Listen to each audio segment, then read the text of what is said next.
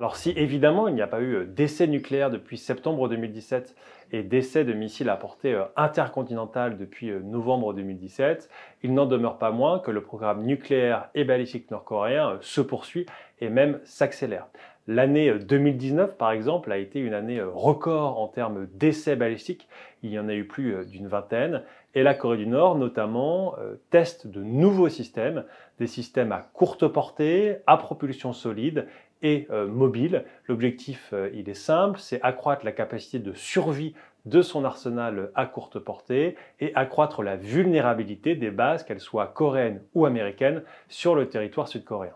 Alors parmi les essais à courte portée, on peut noter deux systèmes notamment, le KN-23 par exemple, qui a été testé à 8 reprises en 2019. Alors c'est un missile qui peut avoir une trajectoire dépréciée, c'est-à-dire qu'il vole beaucoup moins haut qu'un missile balistique classique, et cela peut permettre d'éviter plus facilement les défenses antimissiles sud-coréennes, notamment les systèmes PAC-3 ou THAAD.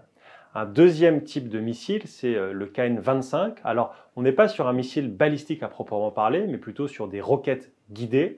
Le KN-25, il a été testé à 18 reprises entre 2009 et 2020, avec encore une fois toujours le même objectif, que la Corée du Nord dispose d'une capacité de frappe à courte portée, mais surtout une capacité de frappe de précision, puisque c'est la principale évolution par rapport aux années 90 ou 2000.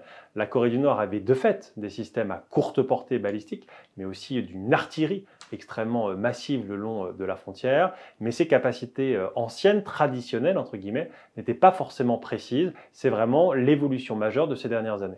Et donc ces systèmes courte portée, ils posent aujourd'hui de nombreuses questions, notamment s'ils sont associés à des armes nucléaires tactiques. C'est d'ailleurs un des messages forts qui a été donné par le secrétaire général du Parti du travail de Corée, Kim Jong-un, lors du 8e congrès, la nécessité de développer des armes tactiques. La question qui se pose par exemple, c'est le développement de ces armes tactiques rend-elle plus compliquée la riposte militaire conventionnelle de la Corée du Sud et des États-Unis? Et puis plus largement, l'utilisation de capacités courte portée conventionnelles par la Corée du Nord rend-elle beaucoup plus vulnérable les capacités, les troupes coréennes et américaines, et comment la Corée du Sud et les États-Unis cherchent à s'adapter à cette nouvelle menace.